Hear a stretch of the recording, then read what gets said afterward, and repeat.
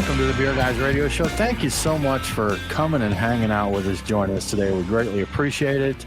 I am Tim Dennis. Brian Hewitt, how you doing? I am glad to be here. Tim, I have a productivity hack for you right off the top of the show. Let's get some tips in our lives. For maximum productivity, and I figured this out today.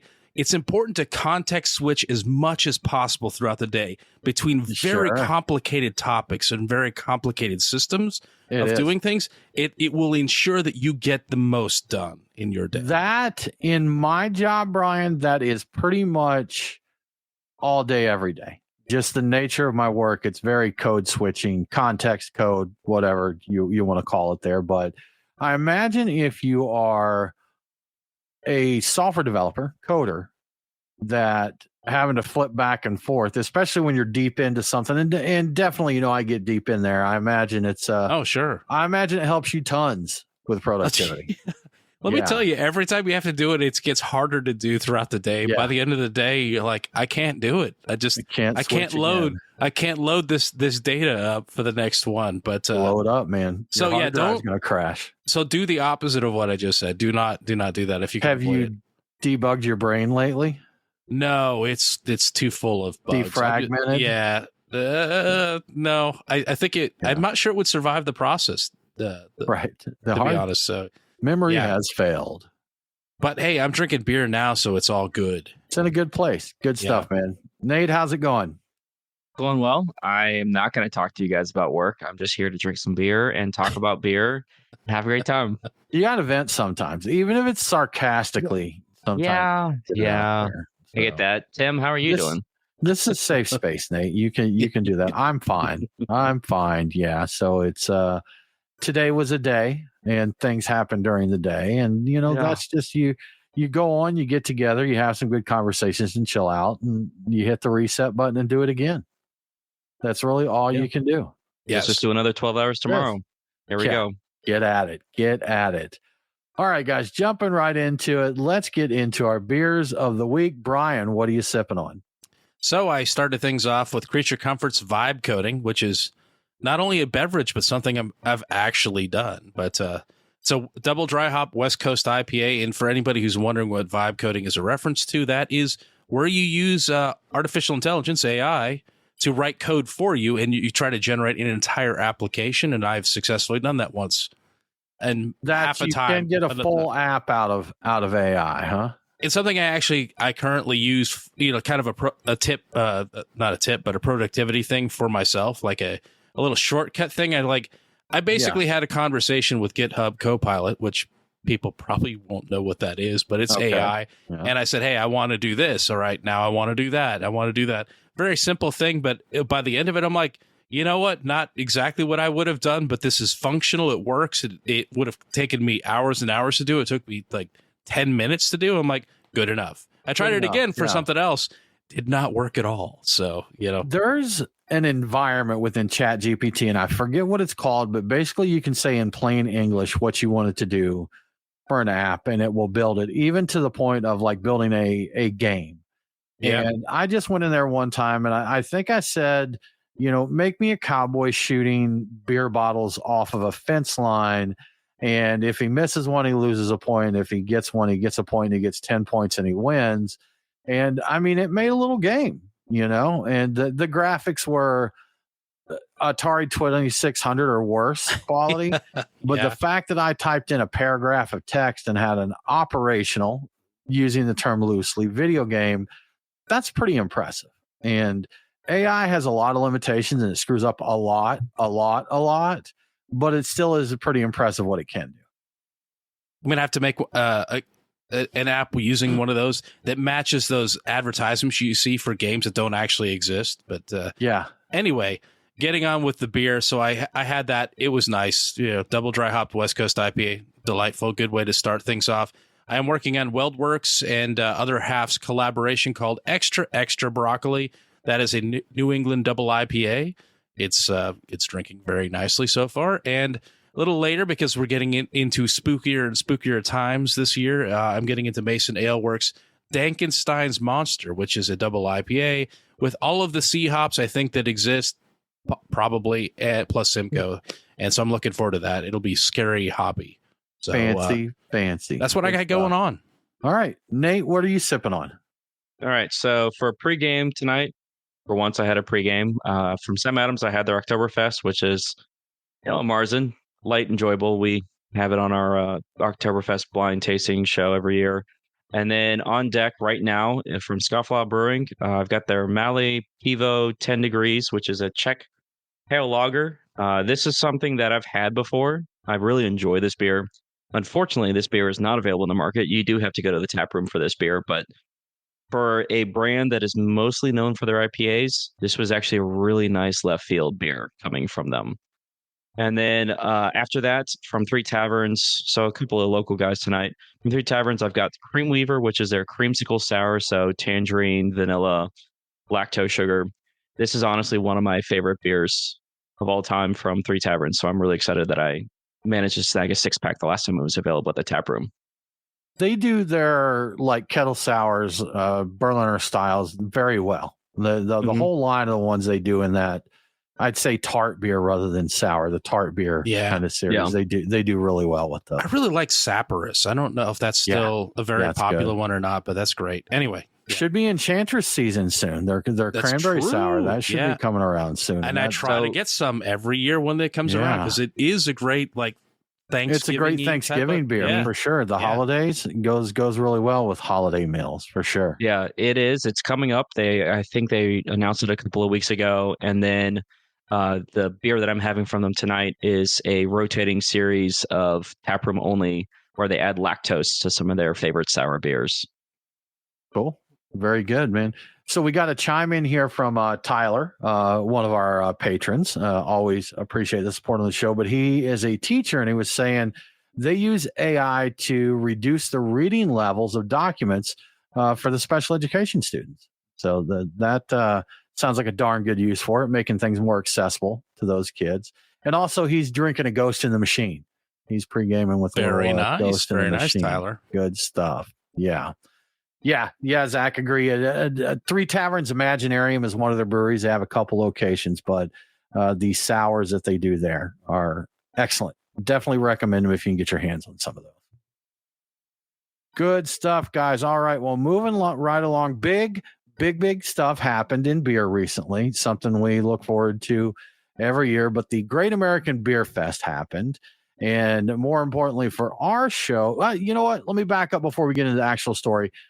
Did you see any of the news stories surrounding the actual GABF? No, not specifically. So in essence, what I saw is it's kind of a shell of its former self. They're like, it's still a good time, but it's just not what it once was. It used to be, of course, like we've talked about many, many times, you had like Falling Rock Tap House out there, a lot more breweries, and the whole week surrounding JBF, Denver would just be packed out. Any place you went would have beers. They were doing, special dinners and events and stuff. And they said it's just not what it once was. Still kind of the premier beer fest in the country, but just not what it was in its heyday. And that was sad, but expected. We know how the climate of craft beer is right now, and that it's just not going to hit the way it has in the past. And I'm happy to have kind of caught it in its heyday there. And, one of the times when, Falling Rock was still open, and, there were events everywhere. You could stroll from one to the other there. It was a good time, but I'm glad they're keeping it alive and keeping it going. And at least it's still kicking along there. I should clarify. I did see one thing mentioned somewhere where they were possibly talking about reducing it a day next year. I'm not 100% sure if that's a thing, but that told me a little bit about what's going on there. I'm like, oh, wow, that's, if they're reducing it by a day, that means that the attendance isn't so great. And I have never been, honestly, and now I kind of regret that I haven't, but it just never worked out for me. I think it would have been perfect to go around the time you went. I was just not available to go do that when you went. So that would have been a good time, man. And it's kind of like you'd still like to go, of course, but you're catching, kind of catching the past the glory days kind of thing. So The thing is, like right now, it wouldn't be super crowded. Probably, I mean, maybe not. It would probably have some crowds, but I think you would. I think at its heyday, there was you had to deal with crowds of people. It was insane. Incredible lines to get to things you want. On the silver lining is if you do go, and you should go if you can, you have easier access to these things than has ever been available before, and the availability of amazing beer has never been higher than it is right now. When we went there, when the gates opened, we got early access. We got to get on the floor a little early, with media passes. And when they opened the gates up there, it was just a wall of people coming in. You did just a huge mass of people. And we did a ton of interviews in 3 days. I mean, to be honest, I was whipped at the end of the 3 days because we worked pretty much the whole time. It was very busy. And I remember one specifically, and there were lines everywhere, but we had our interview scheduled. We'd go up to the booth to meet with these people. We had, a portable recorder. We could do the interview right there on the spot. And we would go up to the booth and be like, hey, Tim and Aaron with Beer Guys Radio, we're here to, talk to so-and-so. They're like, all right, let me get them. So, and of course, when we first connect with them, the first thing he said is like, can I get you a beer? And, let's drink a beer. And I remember one specifically, we went to Rare Barrel. We talked to Alex at Rare Barrel. And we go up there, we introduce ourselves, and they get Alex, and Alex say, hey, can I get you a beer? And of course, we wanted a beer. A couple guys in the line didn't like that. They didn't like that at all. They're like, why are these guys getting a beer? I'm like, oh, we're media. We're here doing an interview. He's like, so, didn't care at all that that we cut the line. I will say, Brian, for what it's worth, I really enjoyed the fact that we cut the line for most of these. Yeah. I appreciated that. It was good. It was good for me, which if that's the case, but yeah, you've been waiting, especially if you've been waiting in a lot of lines, even if it's a 10-minute line, you do it 6 times, you've wasted an hour just standing in a line. So I get it. But it worked out for me, so I didn't care how he felt. You didn't have the gravitas of having been around for 10 years doing it. So, Right. Yeah. Not that there's really been a lot of it, but for so being here much, for 10 years. So, but. Yeah. But anyhow, what we're going to talk about today is the awards ceremony, which is a big thing that, that we look out for GABF, and, what is medaled, what categories are popular in that. Brian, you've gathered some stats there. So let's hear about the GABF awards recap. Yeah, I've scoured all of the stats I could find. And so the Brewers Association awarded 347 medals to 273 breweries and cideries at the 2025 Great American Beer Festival in Denver last week. A total of 8,315 beers and ciders from all 50 states were evaluated by 250 judges. Entries spanned 108 beer style categories and 6 cider categories. That's a lot of different beers. 9 medals were given across 3 non-alcoholic categories, but only one winner was an all non-alcoholic brewery. Shout out to Athletic Brewing Company. But it's cool to see that they gave them special consideration. The top 5 most entered beer style categories were, starting with number 5, category 45, which is hoppy lager, with 171 entries. Coral Crush from Alma Mater Brewing took gold here.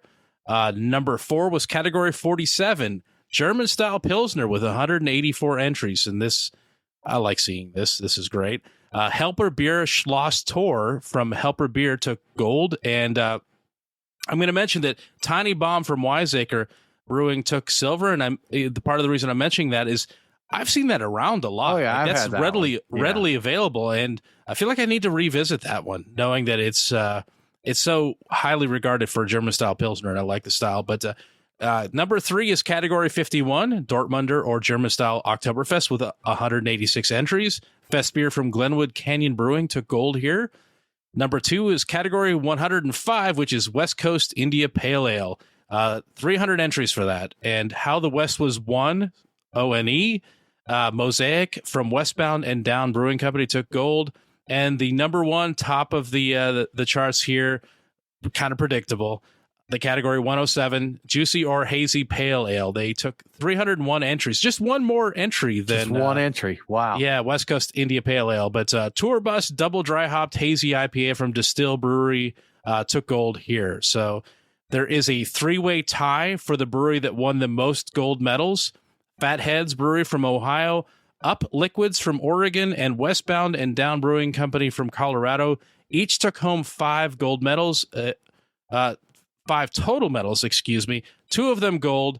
2 of them got, I don't remember how it broke out, but it was either 2 silver and 1 bronze or 2 bronze and 1 silver. I think 2 of them got 2 silver and 1 bronze, and the opposite for the other one.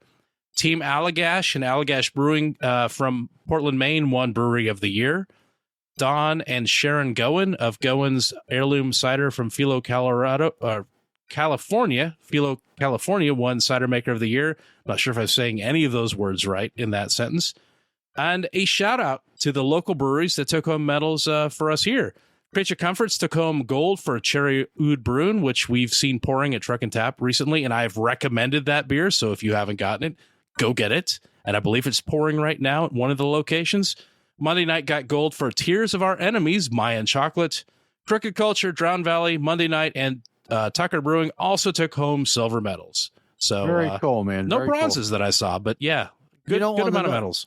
Have you had the Mayan Chocolate variant of Tears of My Enemies? I don't even think I've seen that. I haven't. And when we were there, we were focused on Oktoberfest stuff. I don't know if that was even available, but now I kind of wish I looked. No. Yeah.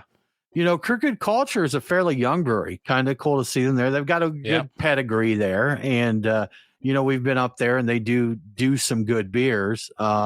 Drowned Valley has been pretty consistently medaling in these competitions. I think so. I think they got a GABF medal last year for their brown ale, if I remember. Yes. And we went up there and tried it. We went up there and tried it. Yeah. I think they took awards in the U.S. Open Beer Championship.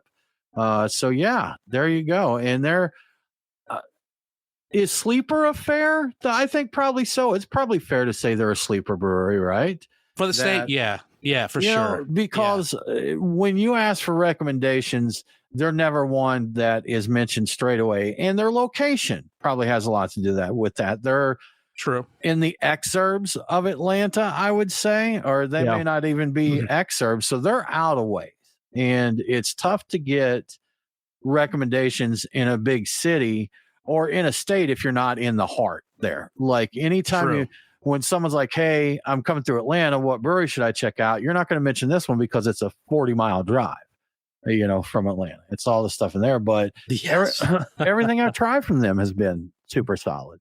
That's like, what you need to do is you need to book a flight. It's totally worth it. No, I'd run them to death to get to all of my favorite breweries. And that's another thing I think of when we're looking at these medals is I know that there's a lot of smaller breweries that aren't paying the money to get entered into GABF. True. I can't speak this for fact, but I could see the guys at Halfway Crooks not messing with entering GABF. I don't think I could see them not seeing it being worth it. They don't need it, that kind of thing. You've got Good Word.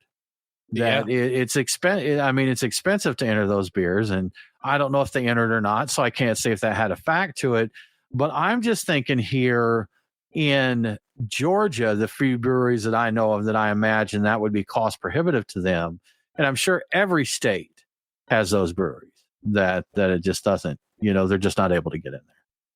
I think that there's a good chance that a lot of what you're saying is. We don't necessarily need the help of this if we did win, and if we lose, we take the hit for not have entered it and not winning. And there's the whole consideration is like what do you do amazingly well? I'm like, is it going to be as good when it gets there because you don't know how long it's going to take to get there, how it's going to be stored, how long it's going to take for them to open it. So I can see. I know that there's a number of breweries that just don't mess with it. Like we're established, we know what's up. Other half isn't sending stuff over there. Maybe they should. Who knows? But they don't. They don't need to. They've got a steady stream of people that are like We got plenty of people coming to buy our beer. We don't need to mess with that. We're good. Yeah. We're good. And it's very complex entering these because, like you said, what do we do well? Because if you're looking at a brown ale, for example, we may go out and drink a brown ale that decides to increase the malt a little bit. Maybe it's a little more ABV and we're like, man, this is fantastic. This is really good, but it doesn't conform to the style guidelines. So therefore, you may drink a beer and say, this is a great beer, but it's not within the style. So therefore, it can't win a category if it doesn't fit that category style guideline, because they have to have their markers, for what it is. And not only brewing to that style, but there's a lot of great beers. And back when the sours were a lot more popular, which when we went in 2016, that was peak sour, or I think that was a little before peak sour, to be honest with you, but they were very popular then. And we were talking to some of the brewers out there that commented that it's challenging for those kind of beers that maybe don't conform to the exact style. Do you put it in this? Do you put it in that category? Is it going to perform well here, there? So it's interesting to see the games that have to be played there to get these medals. Yeah, if you're at the cutting edge of a style too, like before the cold IPA now has a category, and there was the brewed IPA for a minute that had it. Like if you did that extremely well, you had no place to submit that anyway. So yeah, I wonder how many entries brewed IPA had this year, if they had. But I don't even know if there's officially a recognized category in the competition. Probably, but I wonder if they remove categories. Like, do they just shove them into historical beer or something? I believe that they do. I think they recategorize and eliminate categories. I think in some of the updates that we've gotten, they have done that in the past. Yeah. And also interesting to see the growth in the West Coast IPAs again. We've talked about that for a while, that they seem to be more popular, more places brewing them in that, and only one entry behind the Hazy Juicies as far as the number of entries there. Yeah, that's really close. When I was writing this all out, I'm like, I didn't even notice how close it was. It was really neck and neck. That's it's good for the people who love West Coast IPAs. Now, as you know, Brian, I do not love West Coast IPAs, but are you seeing more of them as you're out, browsing and shopping? Definitely. I just drank the vibe coding. That's a West Coast IPA. So yeah, I definitely see, while I will see 2 or 3 of the hazy type of varieties, a lot of places are now like they're mixing in a West Coast in there. There's just one of them. And they're not quite the same as what a lot around here anyway is what West Coast IPAs used to be back in the day for me. They don't have the really aggressive, assertive, grapefruity, piney punch to them in a lot of cases. Yeah, they're a little bit more reserved, but they're definitely more West Coast than New England, tropical, fruity, hazy, soft, and all that sort of thing. A lot of these brewers probably haven't. Heck, some of them probably weren't old enough to drink when West Coast IPA was popular before. It's possible. So it's possible. They don't remember the IBU wars. They don't know. Remember that. Boy, I survived the IBU wars. You were in diapers. I lost a toe in the IBU wars. A toe, man. And 3 livers. That's right. Yes, at least 3. Good stuff, man. Good stuff. Well, Brian, crazy stuff happens around the world. We've talked about different challenges everywhere. Now, India, who does have last I heard, a pretty growing craft beer scene, that it was happening there. There was some growth there. But now they've got a can shortage, and it looks like that may actually lead to a beer shortage in India. Yeah. So India's beer industry is facing a possible shortage of up to 130 million aluminum cans coming up here. That represents roughly 20% of the total beer sales in India. 20%. That's a lot worse than what we saw during the can shortages a few years ago, aluminum shortages, that sort of thing. So 20%. We never got to that level, I don't think. Local aluminum can suppliers like Ball Beverage Packaging India and Can Pack India are currently operating at maximum capacity. They say they will not be able to significantly increase can supply in the next 6 to 12 months. It sounds like they're going to need major expansions to produce more locally, basically. Increasing supply from international sources seems like the next logical thing to go with, but that's also difficult because imported cans must go through a lengthy and I think expensive certification process. I think it's mostly lengthy more than expensive. The certification process apparently went into effect April of this year, and yeah, it's making things tough. The Brewers Association of India has been lobbying the government, asking for a short-term regulatory relaxation that will push the certification requirement back to April of next year, but it's not clear if that's likely to happen.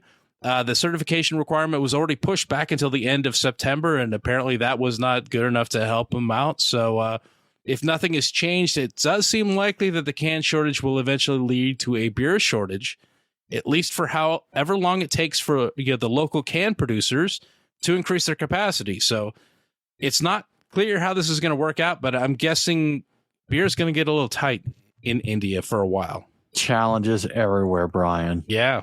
It's just crazy stuff. Well, Brian, before we move on, how about we give a shout out to our sponsor, the good folks at Truck and Tap? That sounds like a great idea.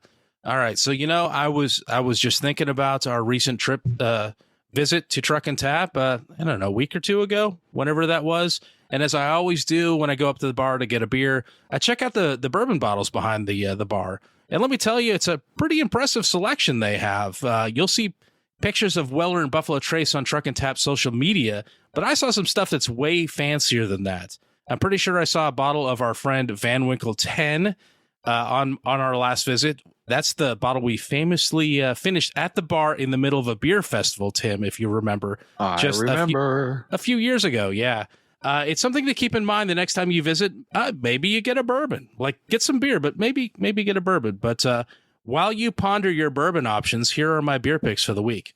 At Truck and Tap Woodstock, I'm going to go with Averbode by the brewery responsible for Delirium Tremens. I'm not going to try to say the name, but it has a couple of H's in it, U and a G. And anyway, it's a Belgian strong golden ale, and it's also a resurrection of Averbode Abbey's Trappist ale, which they don't make anymore, but it was brewed from the 14th century up to the early 20th century. It's like a glass of liquid history. You cannot say no to a glass of liquid history, especially if it's got a little buzz to it. Why even try, Brian? No, it's futile. You can't resist.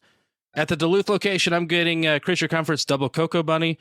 Wasn't I just talking about coconut porters last week and how hard it is to find them? Well, Double Cocoa Bunny is another one, and it is a coconut milk porter, which is different. It also includes coffee, but close enough.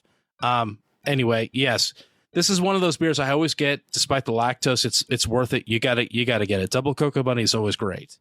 At Truck and Tap Alpharetta, my pick is Edmund's Oast Bound by Time IPA, and I'm picking it, just purely because of the description. According to the Truck and Tap website, it features old-fashioned hop bursting technologies and irresponsible dry hopping technology. So irresponsible technology is the best technology, especially when it comes to hops.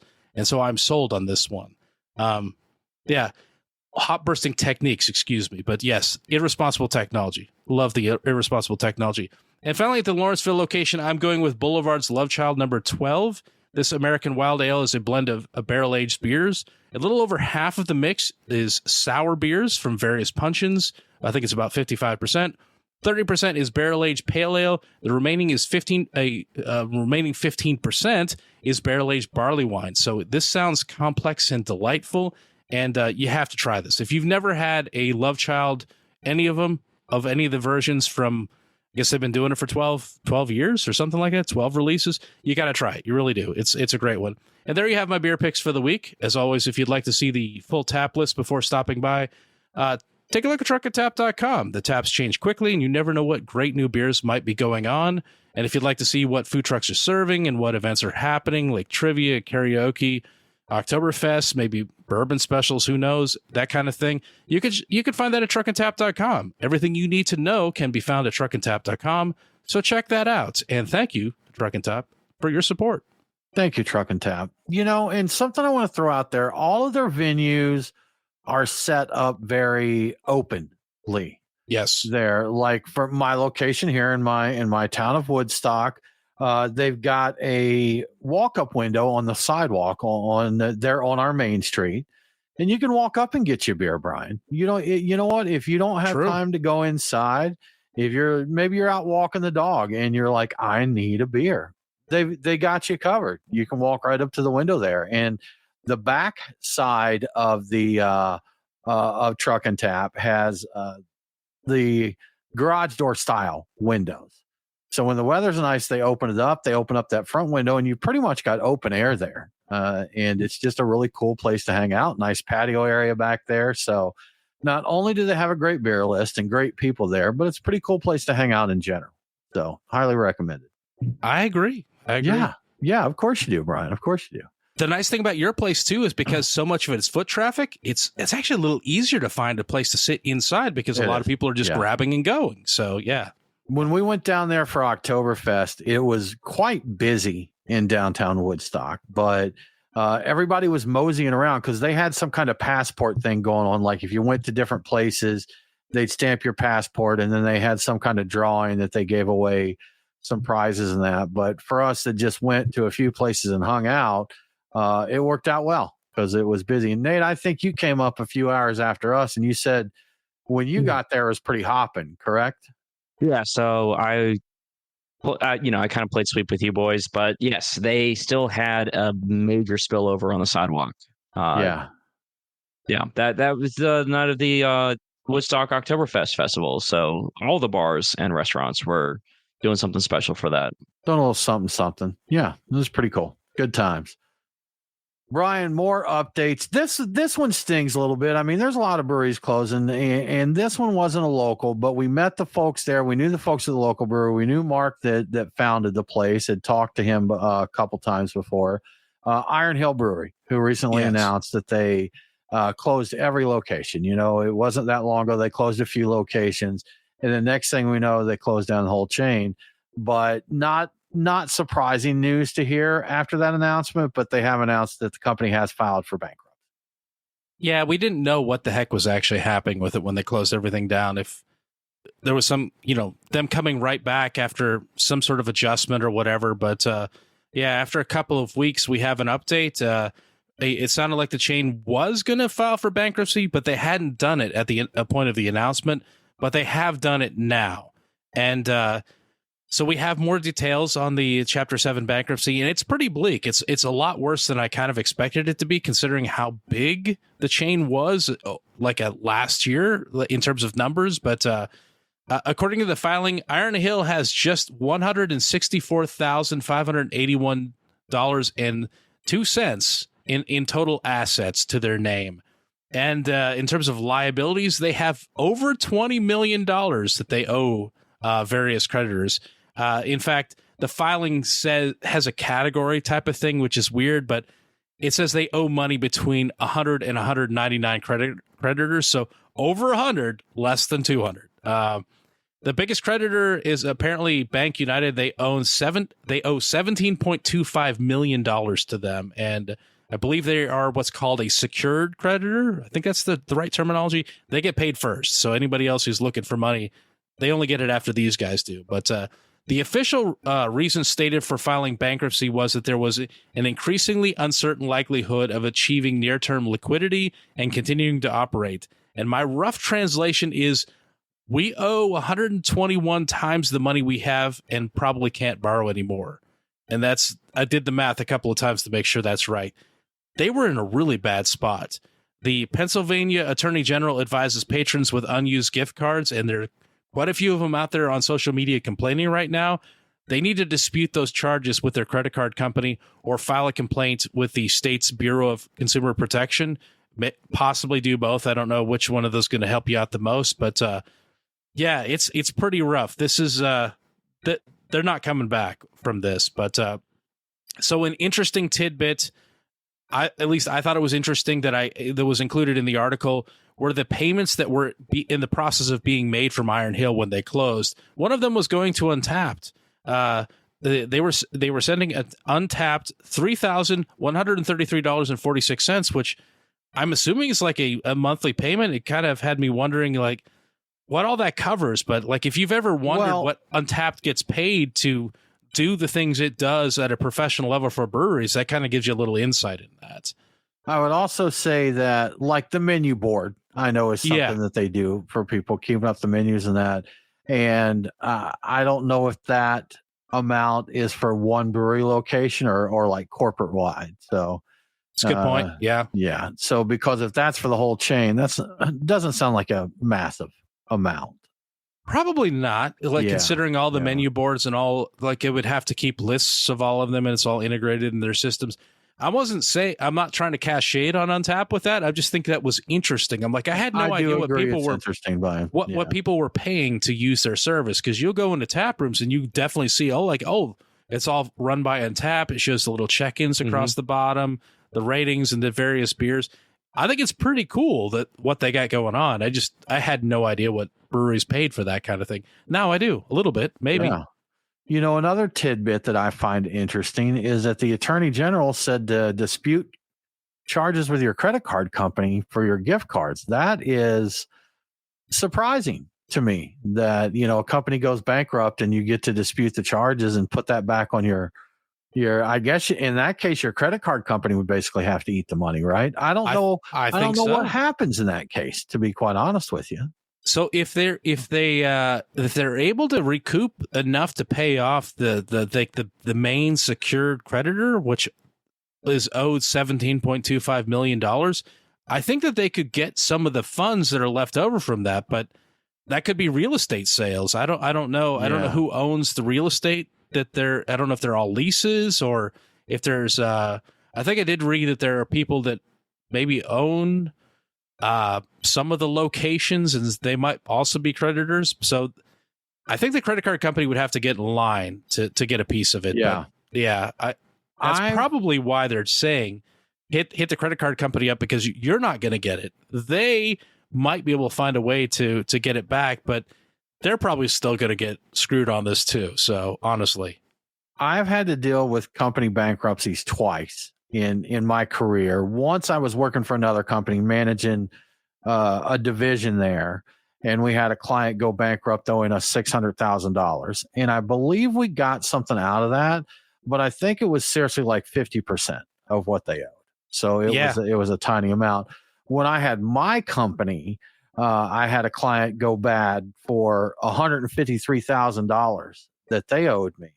And they filed, I forget, Chapter 7, Chapter 11, but basically they had no assets. Like their assets, they had absolutely nothing. And we even had a corporate credit collector reach out to us about collecting it for us. And they do a discovery phase to see basically, hey, is it worth us putting in this fight? And they came back and basically said, this would be like trying to get blood from a stone. They're like, they literally have nothing there. So, you know, one case we got about 50% back and I can tell you, as a very tiny company with an annual revenue of, I think 2.1 million was my best year. 150K is a pretty heavy hit there. So in terms of like liquidity, I'm like, that's like, you need to be able to pay your people and all the stuff. I'm like, I was seeing that they've got basically, I think at the end of it, what was in their checking account was actually $125,000. Like, I don't think that they could make payroll for like 2 weeks on that. I doubt they could for all of their locations. I never missed a bill or a payroll, but I missed quite a few paychecks personally. Well, the owner always does. That's part of habit. Yeah, sure. I see this and I'm like, why did you guys wait so long to take aggressive action about this? This is a little boggling. Though, man. You know, they think it's gonna turn around. We're gonna get out of it. You know, turn around, we'll get out of it. And then, you know, they're trying to stop the bleeding by closing a few locations, and it just didn't. And when you're a company that size, man, I imagine those numbers can snowball pretty quickly. Oh yeah, 3 was not enough for that. I can't even imagine. I don't know their business that well, but I'm like, they still had a dozen or so locations. I'm like, you can't pay those people. I don't know how you're gonna. Yeah, I don't know. Crazy stuff. Man. I don't know. I have no idea how that works. And they may have had something going on that they thought was going to keep them going, and they were going to right the ship, and that didn't work out, and that was not reported. So, I mean, who knows? Honestly, no one knows. Someone knows. Somebody. Well, Brian, popular beers, everything's getting more expensive. Everything is getting more expensive, Brian. Beers are another one, but you've got some info for those looking to save a little bit on their budget there. The most popular beers with the largest price increases. Yeah, I thought this was pretty interesting. So, yeah, we know that everything's going up in price and pretty much at a scary rate. Beer definitely is too. The website Finance Buzz put together a study to find out just how much beer prices have gone up over the past 10 years. If you break the decade in half, prices went up 11% from 2015 to 2020. But things kind of go off the rails in the last 5 years. Beer prices have gone up 29% since 2020. So the first 5 years, 11%. The last 5 years, 29%. Crazy. But not all beers have gone up in price equally. The article also includes a list of some of the most popular beers and how much they've gone up over the past 10 years. Spoiler, pretty much every beer on the list, except one, has gone up over 29%. These are all the ones you've seen, definitely. So here are some highlights. The beer that went up in price the least over the past decade of this list of very popular beers, not including all the craft stuff everywhere, is Blue Moon. It was up just 27%. This is the only one on this list of very recognizable macro beers that didn't hit that 29% rate. They're up. It's up about $3.50 a six pack over the course of 10 years, which is not bad considering. 7 of the beers on this list are up 35 to 38%, including Yuengling, Bud Light, Budweiser, Coors Light, Miller Lite, Corona Extra, and Modelo Especial. All of them are up around $4 a six pack. And the Position of Shame, the beer that has jumped the most in price. Before I reveal what it is, does anybody want to guess what it is? I've kind of tried to hide the name of it. Let me see what's missing from the list there. I'll give you credit for like getting the name of the company right, because it's not maybe the one you would expect. Yeah, I don't know. I got no guess on this one, Brian. Nate? Anything, Momuck, Nate? Did you cheat? The only two potential guesses I have are maybe either like somebody from Michelob Ultra or PBR. You know what? They didn't include Michelob Ultra in this, and I think that they should have, but I didn't see that in the list. Oh, no, I did, and it was not as high as this one. It was a little bit more than these others. I think it was about $4.50 or $5 increase in price, and it was probably around 40% increase. What does a six pack of these beers cost these days? I mean, we're talking about, Bud Light going up $4 a six pack. Did it go up like 50% there? What did a six pack of Bud Light cost 6 years ago? Because in my day, they were like $1.99. So let's see. I had a spreadsheet. Hang on one second, if I can find it. I did actually have it. Now I've lost. Oh, beer price. There we go. Tyler's got a guess that the one you're about to say went up 71% is Guinness. It's not Guinness, but that's an interesting name. Yeah. Interesting choice. I picked the wrong thing to open up. Hold on. Beer price increase. Let's see. There we go. So the price of Budweiser was in 2015 $10.99 a six pack, and now it is $14.99 a six pack. I should have had my spreadsheet open for all this stuff. So hold up, I'm confused now because you're saying they went up $4 in the last 5 years, but you're comparing the 2015 to the 2025 price. So did it go up $4 in 5 years or 10 years? In 10 years, overall, the overall, like all of this, like if. Overall, the percentage increase is higher than the last 5 years, and the last 5 years percentage increase is insane. That's kind of my point of that. So yeah, and Michelob Ultra, since you called that out, it is 41% up. So I was pretty close. It's about $5 increase in price as opposed to $4 increase in price. So they chose. I was going to give you credit if you said Boston Lager, but that's not the one they picked. It's Sam Adams Summer Ale. It's up 71%, or about $10 a six pack. That's $1 a year for every one of those years. So, what do you guys think is a reasonable, like if you were picking one of these macro beers up off the shelf, what do you think is a reasonable price for them to pay?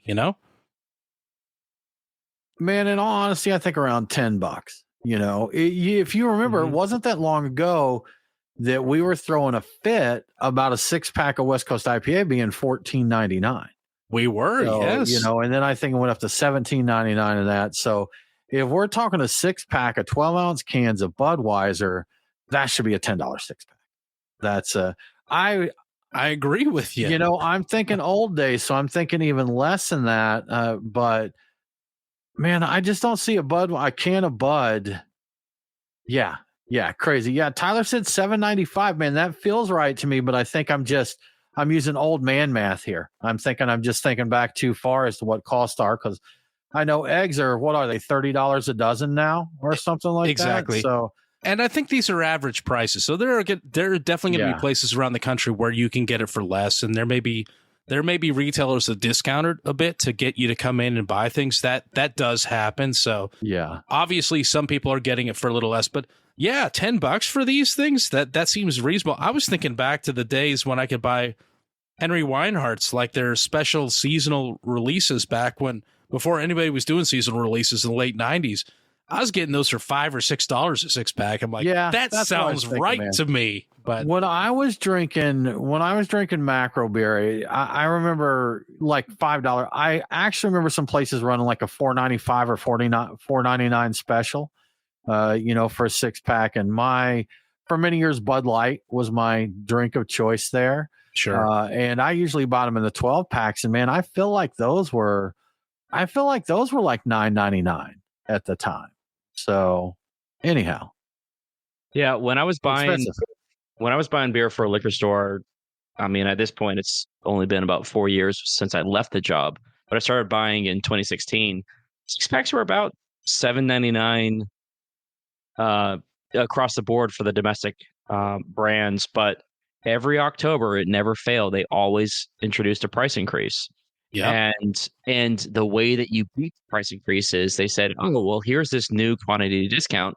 You can bring in more product to hold the price at what you're currently selling it at. And so that's how the distributors always play it is, this is the price increase, but if you want to buy 3, 4, 5 more cases per order, you can get the discount, the case discount, and sell those 6-packs at the same price you've been holding them at.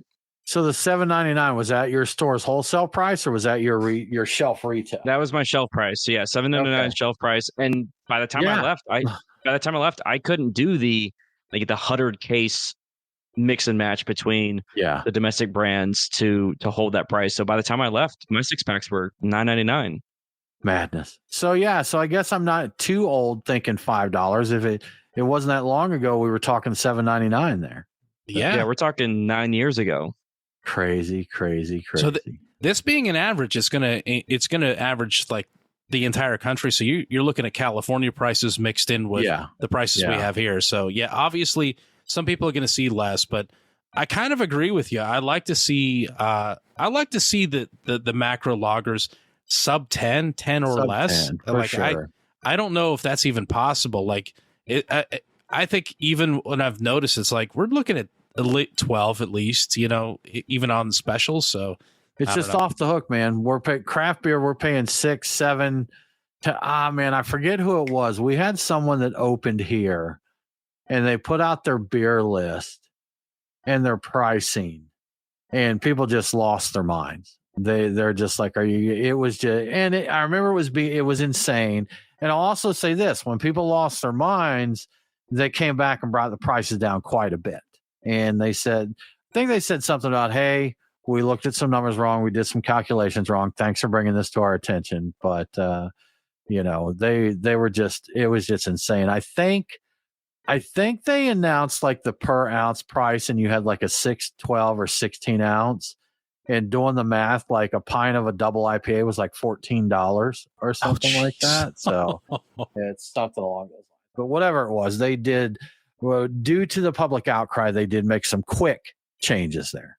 I'll tell you one place we're all kind of willingly getting the shaft in terms of pricing is the 4-packs of Tall Boys. Yeah. There's just no way that 20 plus the $24 is. I'm like, I've paid this and I continue to do it, and I don't know why this is something I can do. it does seem excessive, but it is kind of like, if you want this is the going, right? Yeah. I sometimes take issue with it. I've seen some stuff like, I know that that's in a 4-pack of Tall Boys, and that should not command that price. But because it's in that format, it's being sold at that price. So, and you're going to buy it at that price, so they're going to keep selling it. Well, in some cases, I'm like, well, I'm not that interested in that particular style, so I skip it. Like if it's I'm sorry, if it's a 4-pack of Tall Boys of ESB for $24, I'm probably not, as much as I love an ESB. Not going to do it. Not going to buy an ESB at $24 for a 4-pack of Tall Boys. So, well, you remember when Prairie Stouts came into the state, and I mean, I forget, wasn't it like some of those were $15 or $20 a bottle, like for a 12 ounce? No, or was it less? No, it was like $25 for a 4-pack. Yeah, it was $8 a bottle, I think. Yeah. Like it was supposed to be. We had a snafu here locally where you could buy them for $4 a bottle, and I bought a ton of them, and I had them for years because I was just slowly drinking them. I was like, this is amazing. I love this. This is fantastic. And then shortly after buying a bunch of them, when they first hit the state, it's like, oh, we screwed up. We are actually selling you at the wholesale price, and it's a lot more now. So it doubled in price like overnight. And I'm like, well, that's about it for me. Get them while you can, man. Yeah. Get them while you can. I got a ton of them. Yeah. No, they're fantastic. Yeah. Good stuff, man. Good stuff. Well, Brian, we talked about this before. The Mayans, the Incans, all these ancient empires, they had drinks. They had alcoholic beverages, Brian, but they like to kick it up a notch. And especially the Incans, we've heard before, and you've got some new info here, or additional info, that a lot of their beer had psychedelics in it. This is actually pre-Incan Empire. So a new study suggests that the Wari Empire in Peru, from 600 to 1000 CE, which I think we used to call AD, but they likely used hallucinogenic beer as a tool for political unification and diplomacy. That's the hypothesis anyway. I think there's another hypothesis is that they just like to get crossfaded, but we're going to go with the scientific one here. The beer in question is chicha, which is not too surprising considering the area, which was made from the berries of the Chinus mole, or Peruvian pepper plant. To that beer, they added a psychoactive agent called Vilca, which is derived from the seeds of the Andathenanthera Columbia tree. Yeah, it's a tree. I saw the word on our notes, and I knew there's no way you were going to. No, not after. Like, I'm at the tail end of the second double IPA. Well, not IPA, not double IPA, but I can tell you that the tree looks great. It's got big, fuzzy white flowers. It's pretty neat, and it was in the article. And anyway, it's believed that the feasts featuring this beer were central to Wari diplomacy, alliance formation, and the consolidation of power within their large multicultural empire. They owned a lot of terrain with a lot of various groups of people that weren't, homogenous in any way. Vilca is said to have a short but powerful impact on the user and a lasting afterglow, which has apparently been linked to increased empathy and openness, which could have helped transform rivals into allies and just make people more agreeable in general. So the evidence they cite to support this theory is that these Vilca or Wilca, I'm not sure about the pronunciation of it, but the Vilca seeds were found in the remains of beer production areas in Wari sites. And it's thought to be consistent with known ancient Andean ritual uses of psychoactives. So the important question here is, would you guys try Vilca Chicha if you were given the opportunity, especially if you were involved in a diplomatic function, possibly a feast? No, man, I don't need to be messing with psychoactives. That's a pass for me. So, yeah, younger Nathan would have been on board with this, but the older I've gotten, the less interested I am in psychedelics. So no. I'd consider trying it. I'm going to tell you, I would still try it out. Afterglow. That was so. Speaking of the psychoactives and taking them in that, there's a lot of recent research. Not enough for me to dive. I don't know enough to dive into it, but microdosing is a big thing these days. It's currently a hot topic. Oh yeah, and I believe what's the active one? Is it psilocybin? I think psilocybin. Yeah, that's the one. Apparently, microdosing or controlled dosage I think they said they use the term in a clinical setting has some potentials in there. So I'm interested in that. So, but just some crazy pre-Incan psychoactives in a chicha. I think I'm going to hold on that, dog. Thanks for the offer, though. There's some Peruvian pepper and a little bit of psychedelic seeds from a tree you can't pronounce. No big deal. You'll be Superman before you know it, man. But so when they get all calm and empathetic and they chill in that, what happens when everybody sobers up? I guess let the bloodshed begin. No, apparently, because that helped them like form alliances, and at the end of it, people were like, no, man, we had a great time. We feel really good about them. So I guess it had some sort of a lasting impact. The same way the psychedelics are supposed to have a lasting impact on people now with Brian, various mental conditions and things. So I think it worked. You know, good enough, man. Good enough. Awesome. Well, y'all, that about wraps it up for our show this week. As always, we appreciate you hanging out with us. If you dig what we're doing, please tell a friend to tune in. Check out the show. Subscribe to the podcast. All of those things would be appreciated. If you really like what we're doing, we would love your support on Patreon. Just go to patreon.com/beerguys. We'll get you in our Discord chat. We'll send you some cool swag, and we'll appreciate you more than you would ever know. So with all of that said, we hope you have a really good week, and don't forget to drink local. Cheers.